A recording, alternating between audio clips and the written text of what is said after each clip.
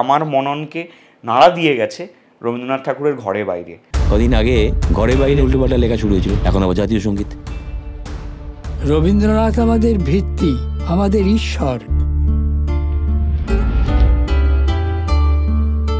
রবীন্দ্র কাব্য রহস্য এই ছবিটার মধ্যে একটা খুব ইম্পর্ট্যান্ট সময়কে ধরা আছে, যে সময়টায় রবীন্দ্রনাথ ইউরোপে যাচ্ছেন এবং বিভিন্ন কবি সাহিত্যিক তাদের সঙ্গে দেখা করছেন, ভারতের কাজকে বিশ্বের দরবারে পৌঁছে দিচ্ছেন।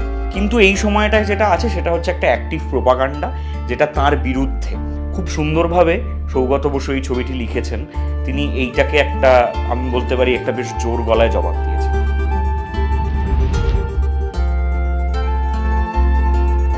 যাদের বাড়িতে এখনো গান, কবিতা, আবৃত্তি, ছোট থেকে আঁকার ক্লাস, এই সমস্ত কিছুর চর্চা রয়েছে, সাহিত্যর চর্চা রয়েছে, থিয়েটার সিনেমার চর্চা রয়েছে, রবীন্দ্রনাথকে নিয়েই একরকমে বড় হওয়া।